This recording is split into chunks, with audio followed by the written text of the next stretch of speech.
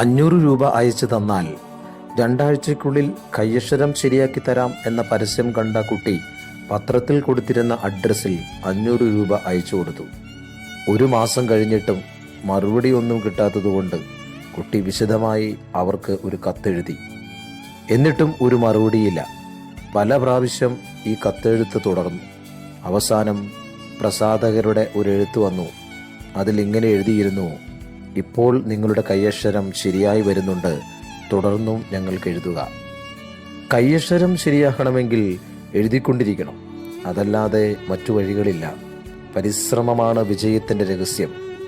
സഭാപ്രസംഗകനിൽ നമ്മൾ വായിക്കുന്നുണ്ട്: കാറ്റ് നോക്കിയിരിക്കുന്നവൻ വിതയ്ക്കുകയോ മേഘങ്ങളെ നോക്കിയിരിക്കുന്നവൻ കൊയ്യുകയോ ഇല്ല. ജീവിതം ഫലം നൽകാനുള്ളതാണ്, വെട്ടിമാറ്റപ്പെടാനുള്ളതല്ല. കിളയ്ക്കാനും വിതയ്ക്കാനും കൊയ്യാനും ഇന്ന് ആരും തയ്യാറല്ല.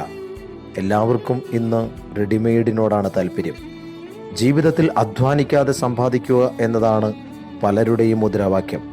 കൈ നനയാതെ മീൻ പിടിക്കുക എന്നത് ഇന്ന് ഒരു പകർച്ചവ്യാധിയായി മാറിയിരിക്കുന്നു. വീട്ടിൽ അമ്മയുണ്ടാക്കിയിരുന്ന ഇഡ്ഡലിയും ദോശയും പുട്ടുമെല്ലാം ഇന്ന് മാർക്കറ്റിൽ ഇഷ്ടം പോലെ വാങ്ങാൻ കിട്ടുമ്പോൾ ഇതെല്ലാം ഉണ്ടാക്കാൻ ആർക്കാണ് നേരം? ഉണ്ടും ഉറങ്ങിയും വിശ്രമിച്ചും സമയത്തെ കൊല്ലുകയാണ് നമ്മൾ. സുഭാഷിതങ്ങളുടെ പുസ്തകത്തിൽ നമ്മൾ വായിക്കുന്നുണ്ട്: എത്ര ആഗ്രഹിച്ചാലും അലസന് ഒന്നും കിട്ടുന്നില്ല, സ്ഥിരോത്സാഹിക്ക് സമൃദ്ധമായി ലഭിക്കുന്നു. ജീവിതത്തെ സ്നേഹിക്കുക, ജീവിച്ചിരിക്കുമ്പോൾ പ്രവർത്തിക്കുക. ലൂക്കായുടെ സുവിശേഷം 13-ാം അധ്യായം 8-9 വാക്യങ്ങൾ ഓർമ്മിക്കുന്നത് നല്ലതാണ്.